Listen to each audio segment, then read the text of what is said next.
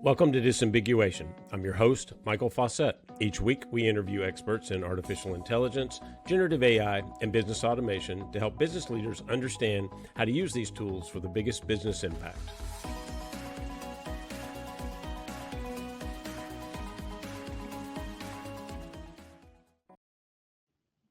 Our show today is From SEO to AEO, Preparing Your Content for AI Discovery. I'm joined by Jenna Nelson, founder of her agency. Welcome, Jenna. Thank you for having me. I'm excited to be here. Thanks. So just to get started, could you tell us a little bit about yourself, your journey, and about her agency?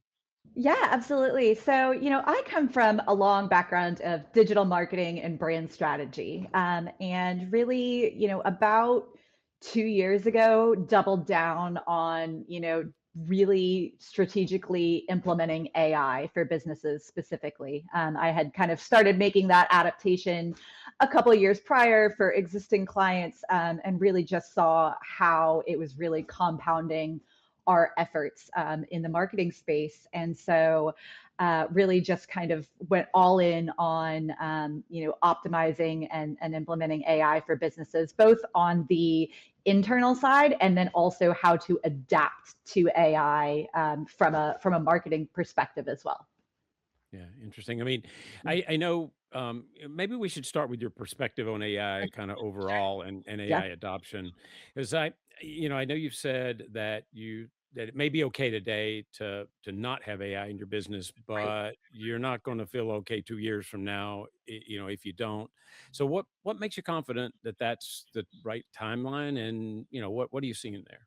Yeah, absolutely. I think, to that point, we're right in the kind of, I think, middle of the adoption phase right now. We've kind of moved past early adoption. We're right kind of in that.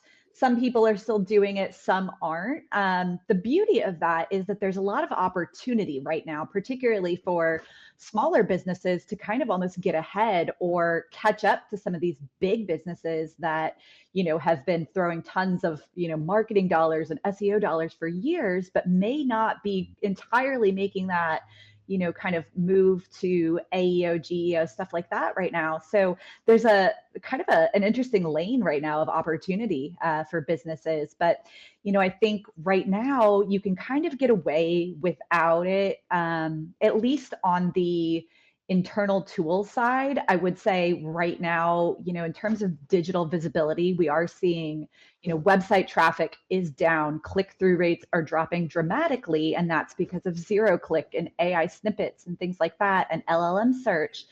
And so, I think from a visibility standpoint, my reference point is right now is the time to start if you haven't already, because if you don't, you're going to get so far behind, it's going to be hard to catch up. And so to your point, I say that a lot. I'm like, I get it. I get right now, it's still overwhelming. It's still a little scary for some people and businesses, but I want you to kind of put that fear aside, because I'm more scared of what's going to happen to your business 2 years from now if you don't adapt right now. Yeah, I mean, I hear especially from small and mid-sized businesses that I talk to, I hear that a lot that, oh, here's an opportunity perhaps to really gain competitive advantage now if Yeah. I can understand it. And that's not an easy journey necessarily, but it does seem like a real opportunity.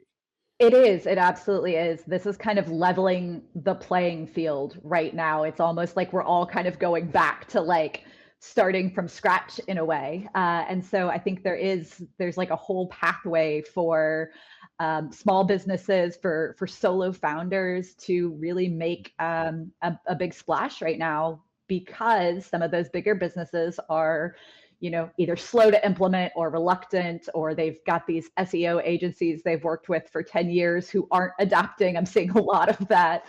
And so, yeah, there's a great pathway right now. And to your point, yeah, there's a lot to understand, and that's not necessarily what I want every business owner doing, is spending a lot of time trying to understand it. That's why I want them to, work with somebody like you or me that knows, how to implement it in safe, structured ways, as opposed to, trying to be overwhelmed by it in this moment. Yeah, I mean, I can tell you just personally, it has made a huge difference in the way I manage my business, go to market, build deliverables, everything, right? I mean, it touches so Absolutely. much. It does. Um, you, one of the things that I'm always intrigued by, and I in a previous life, I used to spend a lot of time doing software implementations and working with clients for that, and it always seemed like it's easy to focus on the technology, and often the problem's not the technology. So, how do you see this? I know you've mentioned change management and the challenge there. What does that look like in practice? And how do you do that with the companies you work with? How do they get stuck around the not the tech, but really the people? Absolutely. And, I see that a lot where, AI is maybe considered like this is going to stop the bleeding, this is going to plug the hole. And the reality is, if the back end process isn't right to begin with, AI is just going to probably make it worse, actually. It's not the magical solution to solve a problem that needs to be fixed on the back end. So that's one place I start with every client is we start in Mm, kind of an alignment phase of let's make sure that we've got the brand strategy buttoned up. Let's make sure the processes, AI is about replicating processes over and over and taking that manual labor off of you. But that process needs to be predefined and it needs to be a working process yeah, before we train the AI tool to do it. Otherwise, it's just going to break it even worse, I think. So, yeah, I agree with yeah. you. It's not, we're not trying to solve problems, we're trying to amplify what we're already doing that's working. I think that's the best place to put AI into place. Yeah, that makes a lot of sense to me. I mean, automating a bad process just makes it be bad sooner. That's Bad sooner right, or bad more or bad often, worse. or yeah, yeah, it really does. It just amplifies the problem. Absolutely. Yeah. Well, I know one of the things that you focused on is this shift, in the content world from traditional content to more query and answer formats. Can you Yes. can you explain what that means and why should I care? Yeah, absolutely. So, search has just evolved. Years ago, we were searching by keyword, maybe one word at a time, or Yep. we were searching on Google in, kind of a broken sentence structure type of thing. And then we were clicking through, the first page, 10 links, trying to come up with that single answer to the question we had, but maybe we weren't specifically asking Google. You weren't often going to Google and asking a question like truly with a question mark, like a well Right. structured question. That is the way we're searching now. And that is based on voice assistants. That's a big part of that change, right? We're asking Siri, we're asking, every time I say Alexa, then my home Alexa wants to Yeah, respond to me. mine probably will too. She's always like, what do you need? And so that has led that kind of shift. And then also the LLMs now, right? We are asking questions of chat gpt, of claude, of perplexity, and getting answers. And so that is the way that search is shifting. Is we want to ask a question and get an answer. We don't want to get 10 pages to read through. We want an answer, and then we want to ask follow-up questions to get even deeper, or get a source, or whatever we might be doing. So there's two phases of that. On the front end, anybody using these tools, I encourage people to start getting better at how do you ask the right question, how do you ask a question, because that's going to get you a better answer quicker. And then on the content side, my biggest tip right now is structure everything around a question that a human would naturally ask, and then present a succinct answer. And that's the other key too. Is these AI tools aren't trying to scan through 6,000 word blog posts. They are looking for that answer snippet, that easily Mm, surfaced answer. So I also want you to think about, there's certainly still a place for long form content, and word count matters, in terms of SEO and things like that. But, for AI snippets, that 2 to 3 sentence answer block is mm. probably the most powerful thing in your toolbox. So, one place I start with clients is I was like, tell me the 5 questions that you get asked by your clients all of the time. And sometimes they can't, and that's a brand strategy. Then we go back to the Mhm. drawing board and we solve that first. But you need to be able to tell me what those 5 questions are that you get asked all of the time and that Mhm. you're tired of answering, or that you answer all of the time. And that's what we're going to focus our content around, because that is what's driving that AI led visibility right now. Yeah, I mean, that was probably my first realization when I started using some of the tools like ChatGPT, Gemini, Perplexity, was Mhm. that, I used to go to Google and I would find a path to find an answer. Right. And now I go to Perplexity and I get an answer. You get an And answer and you're yeah, done. and Right. that's and Right. I'm done. Yeah, and it's a and that's a very different process than it used to be. So yeah, that It's makes sense to me. it's an extremely different process. And on the local business side, right, like that map pack it's the same thing. Like nobody is searching through 10 listings anymore. If you're not in the top 3 and you're a local business in that map pack, Mhm. forget it. Like nobody's finding you. And that's the way search has changed. We want quick answers. We want to click or not even click. That 0 click is really powerful right now. And Mm. so you've got to kind of adapt to that in order to be everywhere that your audience is searching. Yeah, I mean, we're kind of at a funny time too because I mean, certainly people still go to Google and yeah, okay, there's some answers above it, but there's also still just search and so you have to kind of do both, right? I mean, you have to make it machine readable and human readable Yes.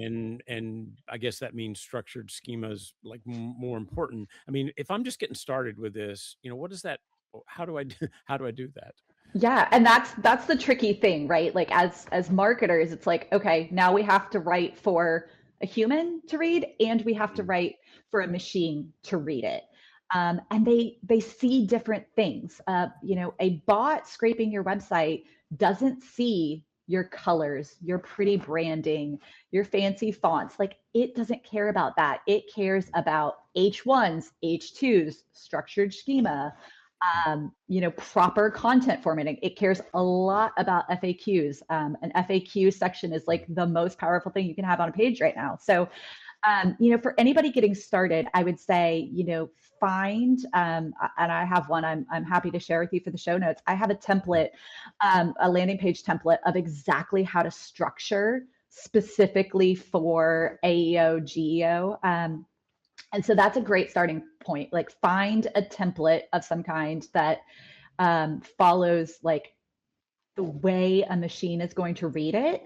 And you still want to ensure that your content is being well read by humans. I always say, like take your website, take your landing page and read it out loud. And if it doesn't sound Mm, right to you out loud, it's probably not good content. So redo that. mm, But the structure is what the machines are looking for. We're basically giving the bots a roadmap, and mm. making it easier for it to digest and resurface that information. So the way you structure the content is really, really key. Yeah. I mean, we've talked about SEO for years and obviously, was important. You need to optimize for it, that sort of thing. But now, the conversation's about AEO and GEO Sure. and I'm curious, so just first of all, like what's the difference in answer Yeah. engine versus generative engine and why does that matter? Yeah, absolutely. So, answer engine optimization (AEO) is focused on those answer snippets, right? Like those things that Google is surfacing in terms of Mm, like those short answer snippets, the people also ask section, things like that. That's what answer engine optimization is doing. mm, Generative engine optimization is things like being found and being cited in ChatGPT, in Claude, in Perplexity, in Gemini. mm, So that's kind of the difference. One is about your search engine visibility, and one is about your LLM visibility, essentially. mm. Um, and so I say all the time, it's like SEO is not dead. I hear a lot of that. They're like, oh, SEO is dead, forget it. And I'm like, no, it's not. Your technical speed is still really important. Your page renderings are still extremely important, but you need to Mm, like invite AEO and GEO to the game to be broadly visible, because it's good chance that your audience, I'm one of those that's like, I'm hardly using Google at all anymore. I go to Chat GPT first, or maybe Perplexity. So yeah. as time goes on, we're seeing more of that shift, and particularly as generations change, those coming out of high school, college right now, they are using LLM search first, Yeah. not Google. And as that trend, as they enter the workforce, as they become, the dominant generation for search, you've got to adapt to that because Google it's not on its way out. Google is going to remain Google. It is still going to be important, but Chat GPT in particular's search usage is just climbing at a astronomical rate that we've really never seen. So Yeah. I want everybody to kind of incorporate all of the strategies so that you're not being missed anywhere that your audience might be looking. Yeah, I mean, I definitely can say that I don't remember now the last time I've used Google for something. I mean, even Yeah, if I did go to Google, I didn't use the search capability. I used the answer part of it. But I exactly. would definitely say Perplexity. I mean, if you looked at my browser, you'd see the default search engine's now Perplexity, not Perplexity, same, Google. same. Yeah. Yep. So Yeah. that's definitely a shift. And Yeah. yeah, you still have to do all of those things, right? Because I don't know where my clients are looking for me right now. So that's Exactly. yeah. Exactly. And that's something important to track too, right? And that's Mm, a big part of this strategy is, pay attention to those data signals and where mm, is your attribution source coming from? Are they finding you from Chat GPT? Are they finding you yeah. from an answer snippet? I think knowing that kind of gives you some clear signals about your audience and how to structure your content better going forward. There's also, I mean, social search, right? Like, Mm, Reddit is huge right now, and Reddit yeah. contributes a lot to being found in the LLMs, that community kind of answer forum. So there's almost a Reddit strategy that needs to be incorporated for most businesses now. Mm, And there's, YouTube is a lot of people like I will go to YouTube to look for something yeah. first a lot of times.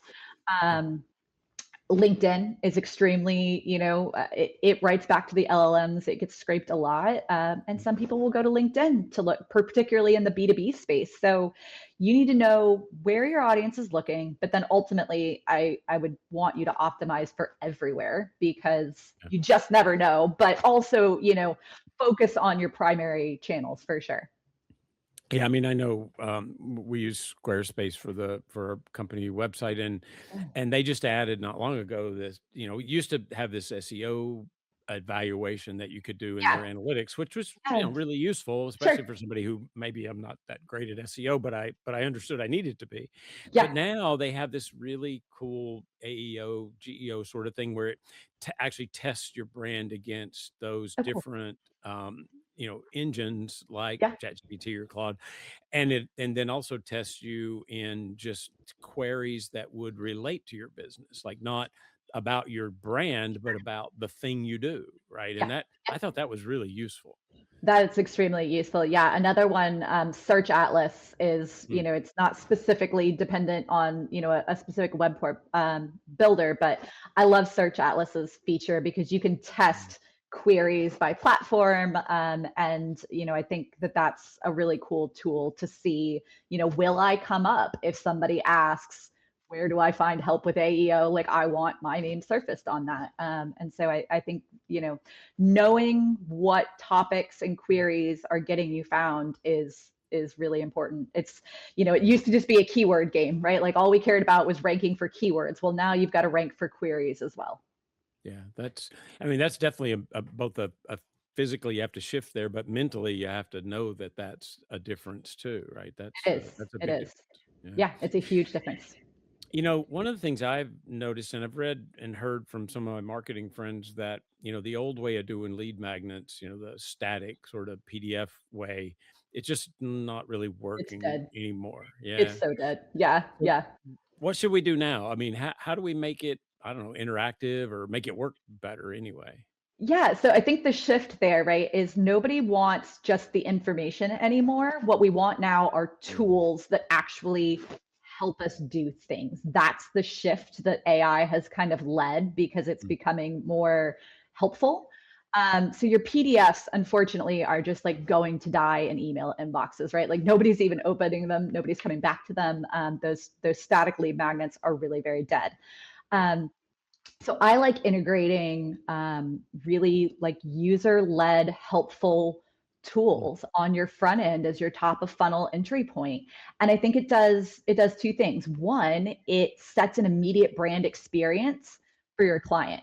You can, embed coaching tidbits, you can embed expectation setting for your type of business. So you can provide this like immediate brand touch, which, I think we all know, speed to lead, slowness kills deals all the time, right? And if you can get somebody that brand experience touch point really fast right now, you don't risk them finding another provider, picking up the phone and calling the next person that's going to answer, or, whatever. So I think the brand experience is really valuable for the client facing side. On the back end side, it does lead filtering and qualification for you, right? Like it can weed out the people that aren't good fits. Let's face it, like we've all been on a sales call where that person was not the right fit for our business, or maybe we were the ones on the sales call and we weren't the right fit for what they were selling.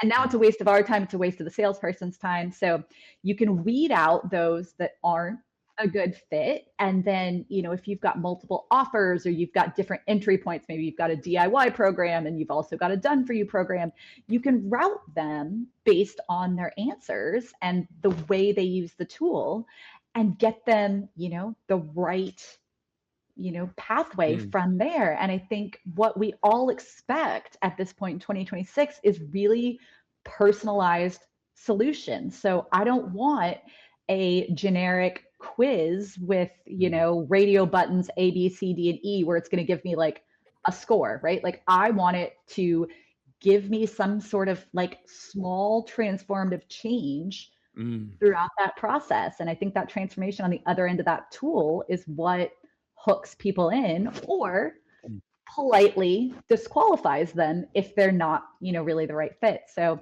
I really like, I produce a lot of kind of intake qualification thoughts for clients. I love those. I think that those are really effective. Voice AI has come a long way, and that can be effective depending on your industry. The conversation chatbots on your website. There's a lot of different methods, but I definitely recommend that being your primary lead magnet as opposed to here's a checklist, here's a PDF, here's have it do something for them, have it run an audit, have it give live feedback, have it produce a brand brief for them, something like that. Yeah. I mean, I just launched not long ago. Well, last year, one of the books I published was a readiness assessment for agentic AI. And I took that and distilled it down into an instrument and I put it on the website and it actually runs in a survey tool, Zoho survey on the back end. But at the end of it, you don't have to leave an email. I set it up so that you could just go give me the quick report and it tells me, where am I in my journey? But if you want a detailed report, you could leave the email and opt in and get a much more detailed report. And I mean, again, it's early, but that seems like a better way to do it than some of the kind of static ways we thought about it in the past. Absolutely. Yeah. I have something similar on my own website. An ads, I have a lot of people come to me for paid ads and some people just aren't quite a candidate for paid ads yet. They don't have the right budget. They don't have a proven funnel. So it takes them through all that qualification steps. And then, if they aren't a fit for paid ads yet, it routes them to, hey, we need to build your funnel first. Let's start here. Or, politely, this budget is not going to be meaningful on Google. Let's maybe consider Meta or not consider paid ads. We need to consider organic. So those tools are invaluable. It has saved me a ton of time on sales calls with people who just aren't going to be buyers, and it's saving their time too, which I don't want to waste anyone's time anymore more than I want my own time wasted. So I think it's really effective. I mean, that's interesting because I there's a similar kind of tool, but it sounds like that's had a big impact on your business. I mean, from, Huge. just to help people, how has that really changed the way you're getting leads and dealing with them? Yeah, absolutely. I think it's a great, for people, it's a great initial qualification tool. And they don't have to get on a call with a live human, with me or somebody on my team. And for us to say, you know what, cool offer, but like $500 a month on Google is not going to move the needle, which can be awkward and can be, uncomfortable to talk about ad budget and stuff like that. So I like that it gives them, the ability to somewhat privately, pre-qualify themselves. And I think that's really, really great. And if not, if they are a fit, by the time they actually get to me on a call, we're ready to talk strategy, because I already know how the funnel's converting, where the funnel is converting, what the ad budget is. I don't have to ask my normal, 10, 20 preliminary questions that I would have asked in a normal consult. So I can get them, I can get that ad launched a lot faster now, because we've already pre-qualified. I already have the information I need. And by the time I get them on the phone, it's like, all right, let's talk about graphics. Let's talk about the creatives. Let's talk about, the copy. So I think that's really effective too. The number one thing I think that AI really does for us from a marketing standpoint right now is it helps us get to market faster, and it helps us test things a lot faster. We're no longer wasting 6 months building a funnel, building a product that flops. We can get that out. You can get that landing page up in a day now, not even a day, an hour. And start testing that, as opposed to wasting months to find out, what that offer didn't resonate the way I thought it was going to. I need to change the offer, change the messaging. So that quick ability to go to market and test offers, I think, is one of the biggest value points of AI right now. Yeah. I mean, and it's interesting too, because it kind of plays into the shift that people, and I mean, I know I'm this way. I'd much rather fill out something on a website or do a chat than I would to actually get on a phone call or a Zoom call. Phone call, especially, like, come on, I don't want to get on the phone. Same. So it kind of plays into Same. that and make me give you information, have an interaction before I actually have to do the thing that maybe I'm not as comfortable with or don't want to do. Yeah, that makes a lot of Absolutely. And sense. if it helps, your client get to the end goal faster, I think everyone loves that. We're all busy. Nobody wants to waste time. And it's great to just get what you need and move on to the next thing as quickly as Yeah. possible. Yeah, and even being able to categorize that need, right? So the qualification process puts you into certain lanes and helps you as a business know how to tailor the response to actually be contextual and relevant to me, not to a segment or to a broader audience. Absolutely. Yeah. Absolutely. Well, so a lot of people are just using ChatGPT just straight out of the box, right? Or other tools, I mean, Claude or Gemini.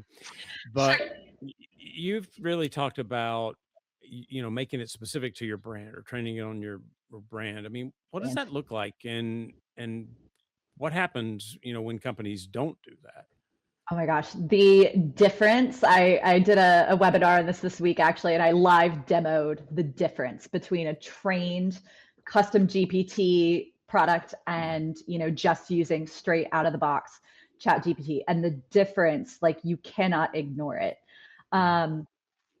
If you're using, straight out of the box chat GPT, as we call it, you're gonna get very generic. It's gonna sound like AI wrote it. It's going to not have your brand tone and voice. It's not gonna know anything about your brand. And so if you're using it that way, I don't think your results are ever going to be as good, no matter what you Right. do.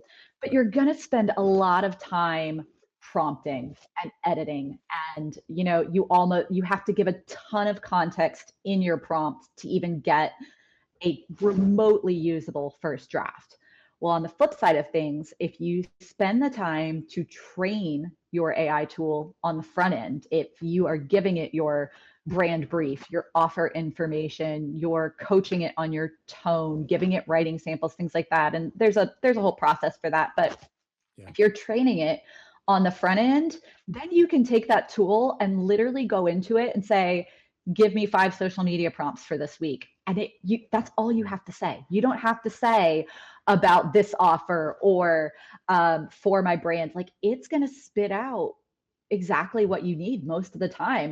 And you almost have a publish ready first draft. Now, always, I always want a human in the loop. I want you to read it. I want you to tweak. I want you to add some color. But the difference in that is going to be felt both in the speed in which you Mm, can get something out, and also just your frustration level. So mm, one thing I say is, like, if you feel like you're always arguing with Chat GPT, it's not necessarily a Chat GPT problem. It's not a prompting problem. It's a context problem. It's a training problem. And so treat your tools like you would an employee. Train it in the same way you'd train a new assistant, a new team member. mm. It can learn, and it learns great. And then that reinforcement learning is also really important. The other big tip I give people a lot is, if you take something, from Chat GPT or Claude, and you're editing it a lot, and then, you're putting the finished product out, don't let that finished product stay outside the system. Make sure ideally you edit within the platform before you take it out. That's my preferred method. But at minimum, if you edit outside the platform, put it back in to that thread and say, this is what I changed. This is why. This was what wasn't right. And it will learn from that. And if you just take it outside of the platform and use it and don't ever go back and explain to it why it wasn't right, it's going to assume it was, and it's going to keep doing it that way. So Yeah. that reinforcement learning is just as important as the initial training on the front end. Yeah. Yeah, I mean, I use Claude Cowork a lot, and that was one of the things that I noticed, the fact that it both has context and memory, right? So Yes. so it in fact, it's sort of funny, sometimes I'll ask a question or ask it to build something, and it'll come back and go, "And I did this and this and this and this like you told me you wanted." And Yes. I'm like, Yes. "No, I didn't prompt that, but Uh-huh. okay, cool." Yeah. Yeah, Yeah. It yeah, it does. It gets smarter every time you use it, and that's really, that's the other beautiful thing. The more you use it, the better it gets. So it's, use it and train it, and then keep training it and keep using it, because it will just get stronger and stronger over time. My Chat GPT at this point, after 3 years of such consistent use, I mean, mine can tell you far more about me or my business than I probably even want it to some days. So, yeah, yeah, I would say the um, same thing about Claude, right? It probably knows more about me than it should. So right, absolutely. I mean, it knows everything, and that's what makes it a really valuable tool. yeah, that's great. Well, so if I'm a marketing leader, sales leader, I mean, obviously one of the big discussion points that I hear and have actually is, how do I do lead gen today? How do I modernize it? What should I be thinking about? I mean, talk about that some and help. What does a sales leader, what does a marketing leader really need to be thinking about today when they're talking about lead gen and building a funnel? So, that hyper personalized marketing, I think, is what is most relevant. Mm, We are way past just, here's one ad, here's one entry point in a funnel. mm, It's for everyone. We are, as a society, as buyers, we are looking for, they understand me, they understand my exact pain point, and they mm, know exactly how to solve it. And even though, your offer might fit into a lot of those solution buckets, mm. we all know that hitting the right buyer with the right message at the right At the time right is what time. turns deals, right? So, um, personalizing your experience and personalizing that marketing to your ideal buyer is really, really key. So, in terms of lead gen, think about the different pathways that somebody might come to. Think about those pain points, and personalize, segment, right? The segmentation is becoming more and more important than it's ever been. I don't just want you to segment anymore for, like, this person needs SEO. Mm, I want you to segment for, this buyer needs SEO because they're they have no content structure. There's no H1s on their mhm. website. There's no title tags. Find that problem and directly address it very specifically, because that's what we're going to expect on a whole, Mm, because everybody's doing it that way. So, that really personalized marketing, hyper segmentation is going to be really, really key moving forward. You can't just kind of broadly categorize your buyer anymore, I think, mm. is the biggest change there. I mean, it's almost like the segmentation is getting to be individualized It instead of is. personalized. Yeah. It is. And that's where, these tools we're talking about can be so productive because we can get their very specific input answers of what are you struggling with right now? What is your pain point? Why are you here? And it's not just like, check from one of these check boxes anymore. It's you're getting it directly in the way they communicate it. And then you can take their exact communication style and the exact way that they phrased it and spit that back out into a proposal or an email. And your subject line can be, I saw you're struggling with blank, or here's the solution to this. And you can use their words right Mm. back to them, which can be a really powerful sales tool. Yeah, yeah, that makes sense. Well, if you were advising a small or medium business owner today or leader, I mean, what would you tell them? Where do they start? What should they be thinking about today? Yeah, so I think the first gap I want everybody to probably fill is making sure that we are staying visible in this kind of new digital era. So I think that's probably problem number one. Mm, So we need to start optimizing for AEO, GEO, content structure. You know, using platforms like Reddit and LinkedIn, for content as well, if you're not already. So that's probably my starter point, because I mm, don't want anybody to get too far behind the eight ball on that. So it's like, let's patch that hole right now before it's too late. And then I think the secondary approach is let's find internal tools to use that we can implement AI to improve our practices, to free up time, to allow employees to do bigger and better things with their mm, brains versus maybe the manual tasks they've been yeah, doing over and over that just waste their time and their brain power. We all know, like, the more the more a task just feels monotonous and boring, it drains all your creative energy, and that's not good. So then I think I'd move to the internal tools. And then once we feel good about kind of our internal processes being, a little more freed up and operating better, then I start looking at outward facing, client facing tools and lead mm, generation tools and stuff like that. But I really like to get the internal kind of mapped out and handled first, and that AI training that happens there yeah, then applies to the outward facing tools. But I generally don't like to start with like client facing AI tools right mm, out of the gate, because that's your biggest risk failure point yeah. right there. So let's start internally, make sure it understands the brand, it understands what we do, and then let's move, to client facing. Yeah, and I mean, I guess to your point about change management, that education process really does help your employees understand and internalize how things can be used and what they do and how to make them do the things that you want or expect, right? Exactly. Yeah. And that's an important, leadership point too. If you're in that position, is it's time to start. If you've got, employees that are resistant to using AI, now is the time to start, coaching them on, here's why we're using it. Here's how it Mm, helps you in your role.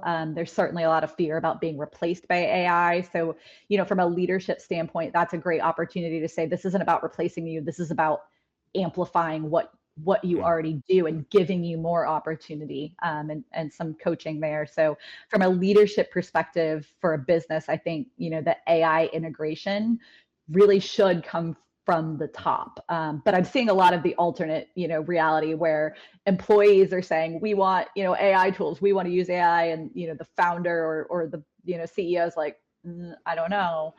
Yeah, yeah. right. And so sometimes it's going the opposite way, right? But truly, that to my point is, if you're not using AI in your business right now, you need to be, because your employees are going to start demanding it, particularly as these younger generations move into the workforce. You're going to have college students coming in that aren't going to know how to do anything without AI, Without right? it.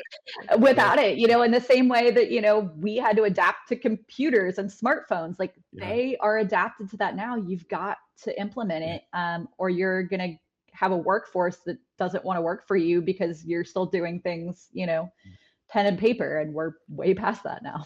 Yeah, well, and to be honest, they're probably already using the tools, even if you've said they shouldn't, right? Absolutely. Absolutely. And honestly, it's like I wouldn't hire an employee right now that wouldn't use AI or didn't want to, right? Because No, I know no, the yeah. value of it. And I think if you've got somebody coming to you saying, I want this job, but I'm not going to use AI, it's like, is that really what you Yeah, want? Or is that don't just really going to want slow you? I don't think you really want that. Yeah. Yeah. And I yeah, know, mhm. I know that's not the way everybody feels about it, but I think it's true. Great. Well, really good conversation. Thanks. Yeah. I Thank appreciate you. you joining. Yeah. Really, something that I think will help the audience a lot and business leaders a lot. Before I let you go, one of the things I like Sure. to do at the end of the show is get a recommendation, right? Somebody that you think people would find interesting to follow, maybe a thought leader, an author, or podcast, or whatever you think would be relevant. Just somebody that you think people should check out. Ooh, that's a good one. It's a good question. I caught you. Yeah, that's a really good question. This is more platform based, but I would Mm, say like if you haven't started experimenting with Lovable, mm, that has so that's much great. potential. The vibe coding thing is becoming very mainstream. A year ago, it was kind of like you didn't want to talk about vibe coding, and now we are. Yeah. And when we talk about these hyper personalized tools, you don't necessarily need to hire a developer and pay $75,000 to have an app created anymore. You can do Mm, that yourself in your own business, these small no code apps. So I would say really look into some of these vibe coding tools, like Lovable, like Cursor, um, and see if you can implement that in your business. And that's one that yeah. I really want people to pay attention to because the value is huge. Great. No, that's a great recommendation. Yeah. I've been playing around with Claude Code a lot too, and I love that. It's really fun to do. And I'm definitely not a coder, but No, definitely no. fun to do. Yeah, Yeah. Claude Code is definitely of the LLMs. Claude Code is top dog for sure. Well, Jenna, thanks so much for joining. I Yes, really thank you. appreciate it. A lot of really good information there. So thank you. Yeah, thank you. I appreciate it. And that's the show for this week. Thank you all for joining us. Remember to like, share, and subscribe to the show. If you enjoy the show, please leave us a review to help others find us.